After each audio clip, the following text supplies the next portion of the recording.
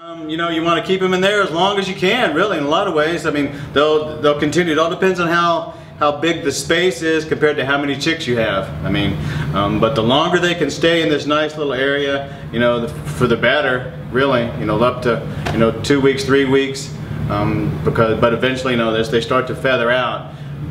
That's probably one of the best ways to look at it. Is once they're starting to really feather out, it's time they can go outside and get into more, you know, cooler climates, I guess is the way to put it.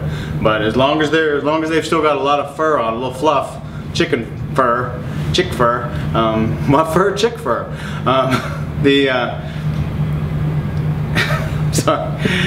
That you want to keep them in that area. And you'll know if you decide, well, you know, you'll know if you've gone too early. Well, I'm going to, you know, if you have a stall or something and you put them in there, and, you know, immediately after just a little while you look out there and you check on them and they're all huddled up together, that tells you they're doing something to try to conserve heat.